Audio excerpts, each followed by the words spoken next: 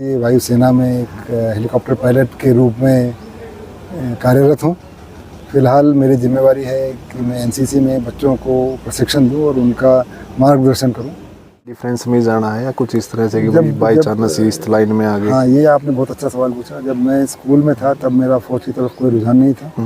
तब मैंने कॉलेज भर्ती किया तो मेरे बड़े भाई हैं, वो भी एनसीसी में हैं और उसके बाद मैं भी एनसीसी में था। और एनसीसी के दौरान जब आपको ट्रेनिंग मिलती है, जब आप बाकी लोगों से मिलते हैं या बाकी अफसरों से मिलते हैं या कोई कैंप लगाते हैं तो आपका रुझान बढ़ता है। आपको हो गए अभी 30 साल।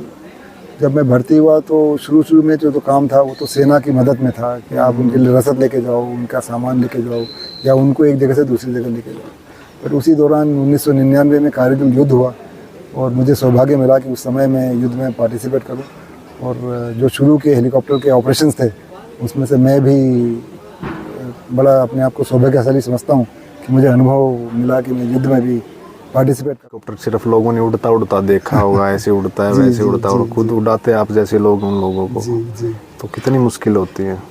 जो भी ट्रेनिंग होता है उसमें मेहनत तो खूब लगती है। कोई भी काम आपने करना है तो आपकी लगन एक तरफ है, आपका प्रयास एक तरफ है। दिमाग में ये चलता रहता है जी। डिफेंस को 4 साल का कर दिया गया अग्निपति, जी। इस तरह से जो नाम दिया गया, क्या लगता है आपको, ठीक किया है गलत किया? ये आमतौर पर ऐसा रहता है कि जब कैंप आते हैं बड़े खुश होकर और उनको जाने का मन नहीं करता और हमारा भी मन नहीं करता है, लेकिन 10 दिन का उनके बाकी का है, स्कूल है, उनकी जिम्मेवारी लोगों को बताते हैं। जैसे सुबह का हो गया, पीटी परेड हो गया, फिर ड्रिल हो गई, फिर क्लासेस हो गई, फायरिंग करा देते हैं बच्चों की जो कभी मौका मिलता नहीं है। एरो मॉडलिंग कराते हैं जो बच्चों ने कभी सोचा ही नहीं होगा उनको करना है, जो मिनीचर जहाज उनको उड़ाने का मौका मिलता है। फिर शाम के टाइम पर उनका खेल कूद होता है। फिर कल्चर एनसीसी में कोई कैडेट आता है तो वो कितना ट्रेनर। एनसीसी का मकसद ये नहीं कि हम किसी को फौजी बना दें। एनसीसी का मकसद है कि हम उसका रुझान ले आए फौज के प्रति, हम उसको सिखा सकें कि हमारी ज़िंदगी कैसी रहती है, कैसे डिसिप्लिन रहती है, हम समय का सदुपयोग कैसे करते हैं, हम अवसरों को कैसे भांपते हैं और मुश्किलों को कैसे फेस करते हैं, हमारी सोच क्या है, हम उनको ये बताते हैं। तो इससे उनकी मानसिक सोच में फ़र्क आता है। उनको लगता है कि ये वो भी कर सकते हैं, क्योंकि हम भी उन जैसे ही एक थे। हम भी कभी भाई लगातार हम लोग जो आपको काफ़ी ऐसे बड़े चेहरों से जो रूबरू करवाते रहते हैं, चाहे पॉलिटिक्स से हों, चाहे खेती बाड़ी से हों, चाहे बड़े बड़े ऑफिसर्स हों, अफसर लाइन में हों, तो आज हमारे साथ मौजूद हैं सीओ साहब हैं एयर विंग की एनसीसी कैंप में, तो पिछले काफ़ी वर्षों से जवानों को ट्रेंड कर रहे हैं। सारे के सारे दर्शकाना कपिल सांगवान के हाथ जोड़कर राम भाई। इस वक्त मैं मौजूद हूँ संगम सीनियर सेकेंडरी स्कूल के अंदर, और संगम सीनियर सेकेंडरी स्कूल मात्र एक ऐसा स्कूल है आसपास के एरिया में, अगर मैं बात कर लूँ कहीं भी जो एनसीसी का कैंप नहीं होता।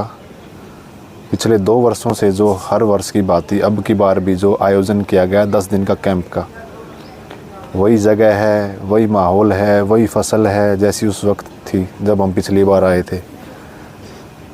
वही एनसीसी टीम है जो इनको ट्रेंड करने का काम करेगी, जिनको बच्चों को। तो सर से सारी की सारी बातचीत जानेंगे, फिर से इसी स्कूल के अंदर ही क्यों किया, क्या कारण था, और ये कितने साल से जो है आर्मी में है, क्या इनका मकसद रहता है जवान को तैयार करने का, क्या नहीं, सारी की सारी वार्तालाप इनसे ही जानेंगे। सर जय हिंद। जय हिंद। सभी दर्शकों को मेरा प्रणाम और नमस्कार। और सर कैसे हैं? मैं बहुत ही बढ़िया हूँ और सकुशल हूँ और उम्मीद करता हूँ कि आप सब लोग भी सेहतमंद और खुश रहें। जी सर, वैसे तो आप किसी परिचय का मोहताज नहीं है, एक बारी दर्शकों को अपना परिचय आपके मुंह से करवा दोगे तो अच्छा लगेगा। मेरा नाम ग्रुप कैप्टन श्रीनिवासन है। मैं भारतीय वायुसेना में एक हेलीकॉप्टर पायलट के रूप में कार्यरत हूँ।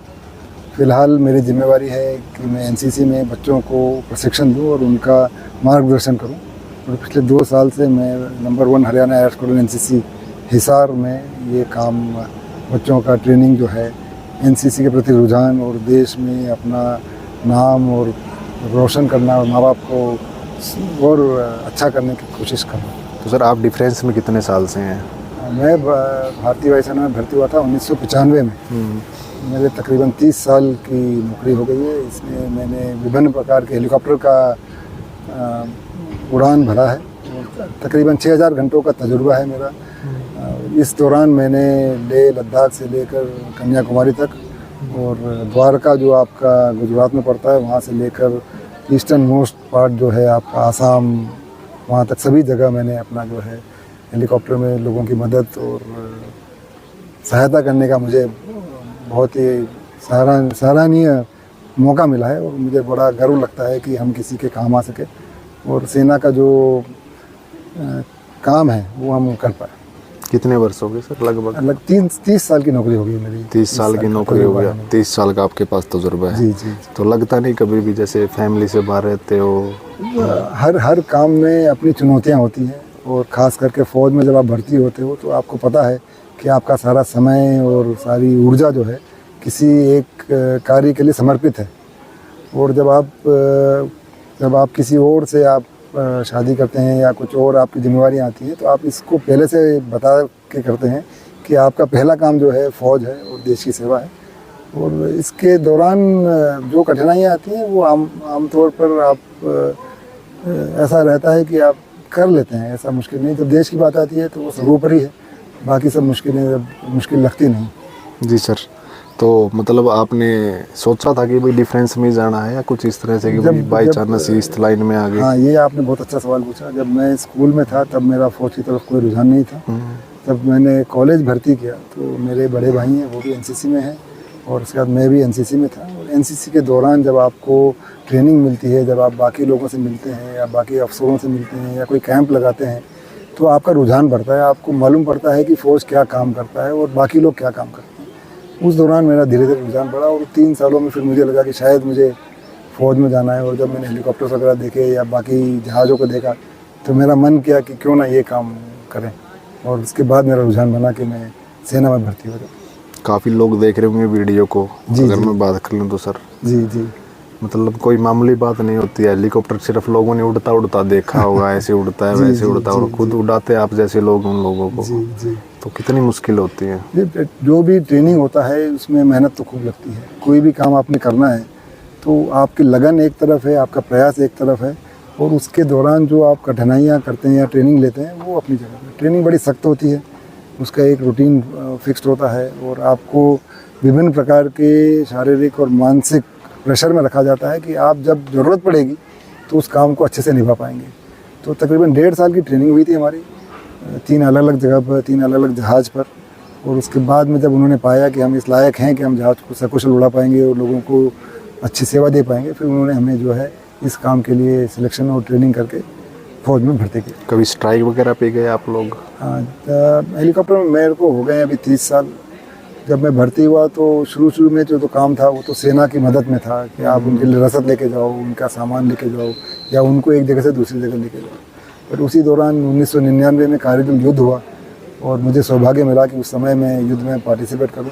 और जो शुरू के हेलीकॉप्टर के ऑपरेशंस थे उसमें से मैं भी बड़ा अपने आप को सौभाग्यशाली समझता हूँ कि मुझे अनुभव मिला कि मैं युद्ध में भी पार्टिसिपेट कर सका। और हेलीकॉप्टर से हम लोगों ने दुश्मन पर गोले बारूद भी गिराए, अपने जवानों को भी भेजा, रसद भी ले गए, एम्यूनिशंस भी ले गए। तो बड़ा ही अच्छा अनुभव रहा मेरे जीवन का। एक अंदर से बड़ी खुशी होती है कि जब देश की रक्षा करते हो। जी, ये तो बड़ा गर्व की बात है कि बहुत कम लोगों को ये मौका मिलता है कि वो ऐसा काम कर सकें जिसमें आप पूरा देश आप पे भरोसा रखता है।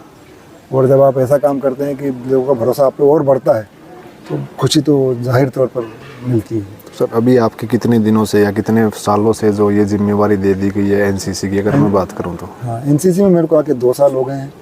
पिछले 2 साल से मैं हिसार में नंबर 1 एयर स्क्वाड्रन एनसीसी का कमांडिंग अफसर हूँ।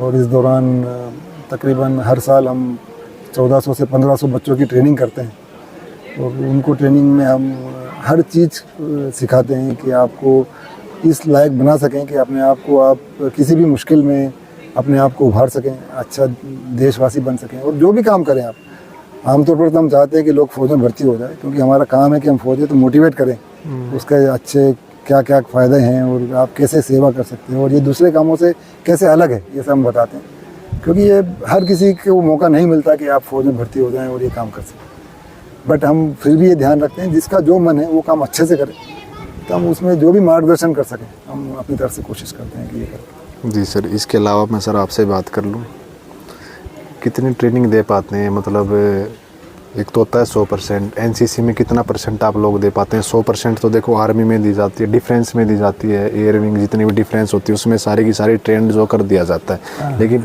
एनसीसी में जब आप लोग कैंप वगैरह लगाते हैं मैं समझ तो कितना? मैं समझ रहा हूँ आपका सवाल है कि अब एनसीसी में कोई कैडेट आता है तो वो कितना ट्रेन है। एनसीसी का मकसद ये नहीं कि हम किसी को फौजी बना दें। एनसीसी का मकसद है कि हम उसका रुझान ले आए फौज के प्रति, हम उसको सिखा सकें कि हमारी ज़िंदगी कैसी रहती है, कैसे डिसिप्लिन रहती है, हम समय का सदुपयोग कैसे करते हैं, हम अवसरों को कैसे भापते हैं और मुश्किलों को कैसे फेस करते हैं, हमारी सोच क्या है, हम उनको ये बताते हैं। तो इससे उनकी मानसिक सोच में फ़र्क आता है। उनको लगता है कि ये वो भी कर सकते हैं, क्योंकि हम भी उन जैसे ही एक थे। हम भी कभी एनसीसी में जब उनको बताते हैं कि हम भी एनसीसी से ही भर्ती हुए, तो उनको और मोटिवेशन मिलता है, उनको लगता है कि हाँ वो भी कर सकते हैं। तो मुख्य तौर पर तो काम हमारा ये है कि बच्चों का प्रोत्साहन करें, उनको अच्छी मार्गदर्शन दें, उनको ज्ञान दें और बस सही बुरे का थोड़ा फ़र्क मालूम करें। तो ये आमतौर पर हमारी कोशिश रहती है। बट एनसीसी में बाकी ट्रेनिंग भी है, जैसे उनके ड्रिल हो गई या उनका पीटी परेड गेम्स हो गया या पढ़ाई हो गई या एसएसबी कोचिंग हो गया कि आप फौज में भर्ती होना तो आपको कैसे सीखना है, क्या करना है, इन सब का मार्गदर्शन भी हम करते हैं। मेरी पूरी टीम है और पूरी टीम की यही कोशिश रहती है कि वो जितने भी स्कूल के बच्चे आते हैं वो बाकी बच्चों से अलग दिखें। और आपने शायद ये देखा होगा कि जब एनसीसी का कैडेट आपके स्कूल में जाएगा तो बाकी स्कूल के बच्चों से वो अलग दिखता है। और यही हमारी सफलता, यानी कि डिसिप्लिन, आप उनका डिसिप्लिन ले लो, आप उनका बोलने का तरीका ले लो, आप उनके रहने का तरीका देख लो, सफाई देख लो, या वो जिस हिसाब से अपने आप को कंडक्ट करते हैं या उनका कॉन्फिडेंस देख लो, हर चीज़ में वो बाकी बच्चों से 2 कदम आमतौर पर आगे रहते हैं। जी सर। तो अब कितने दिन तक यहाँ कैंप चलेगा संगम स्कूल में? पिछली बार भी आप आए थे, अब दोबारा से फिर आ गए। एक तो मैं बहुत ही शुक्रगुजार हूँ संगम स्कूल के मैनेजमेंट कमेटी का, जो भी संदीप साहब हैं, बाकी साहब लोग हैं जिन्होंने ये हमें प्रांगण दिया इस कैंप के लिए। बहुत ही अच्छी व्यवस्था है यहाँ पे, बहुत सुविधाएं हैं यहाँ पे, जो कि आसपास के स्कूलों में आमतौर पर मुश्किल से मिलती है। तो इसका फ़ायदा हम चाहते हैं कि बच्चों को मिले। तो इस पिछले साल भी हमने यहाँ लगाया था। ये 10 दिन का शिविर है। इस दौरान बच्चों को काफ़ी सारी गतिविधियों में हम लोगों को बताते हैं, जैसे सुबह का हो गया, पीटी परेड हो गया, फिर ड्रिल हो गई, फिर क्लासेस हो गई, फायरिंग करा देते हैं बच्चों की, जो कभी मौका मिलता नहीं है। एरो मॉडलिंग कराते हैं, जो बच्चों ने कभी सोचा ही नहीं होगा उनको करना है, जो मिनीचर जहाज उनको उड़ाने का मौका मिलता है। फिर शाम के टाइम पे उनका खेल कूद होता है। फिर कल्चरल एक्टिविटी होती है जिसमें उनको मौका मिलता है कि वो अपने हुनर को प्रदर्शित कर सकें। आमतौर पर आप देखोगे मॉर्निंग से शाम तक अगले 10 दिन तक वो अपने आप को पूरा एंजॉय करके जाते हैं। और बच्चों को पता ही नहीं चलता कब 10 दिन गए। जब पहला दिन आता है तो उनको लगता है कि कहाँ है, और जब 8वां दिन होता है वो बोलते हैं कि ये 10 दिन और बढ़ जाए। तो ये आमतौर पर ऐसा रहता है कि जब कैंप आते हैं बड़े खुश होकर, और उनको जाने का मन नहीं करता और हमारा भी मन नहीं करता है। लेकिन 10 दिन का उनके बाकी का है, स्कूल है, उनकी जिम्मेवारियाँ हैं।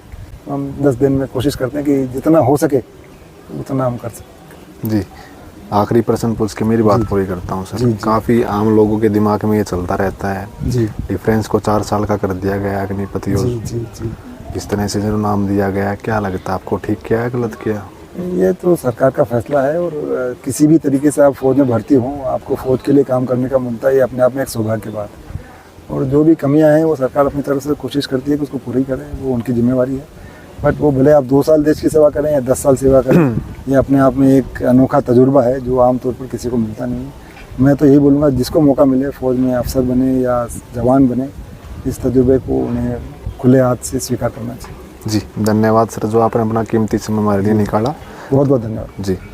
तो फिलहाल इस वक्त हमारे साथ मौजूद थे ग्रुप कैप्टन श्री निवासन जी, जो CEO हैं फिलहाल की अगर मैं बात करने, और पहले जो हेलीकॉप्टर के पायलट भी रह चुके हैं जी। और हाल ही में जो भाई बच्चों की एयर विंग की NCC में इनकी ड्यूटी लगाई गई है, और लगातार पिछले काफ़ी वर्षों से जो अपने देश के लिए 1-1 मिनट 1-1 सेकंड देश के लिए देने का काम कर रहे हैं। बताया कि काफ़ी कल्पना करते हैं लोग, अगर हम बात कर लें आम घरों से, हेलीकॉप्टर में वो जीवन इन्होंने जीता पिछले 30 सालों से डिफेंस के अंदर है, और अलग अलग जगह पर जाकर जो बच्चों को ट्रेनिंग देने का काम करते हैं। अकेले ज़रूरी नहीं है कि बच्चा जो वही डिफेंस में ही जाए, उनको एक अलग से जीवन जीने की कला ये लोग सिखाने का काम करते हैं, चलना फिरना उठना सब चीज़ें।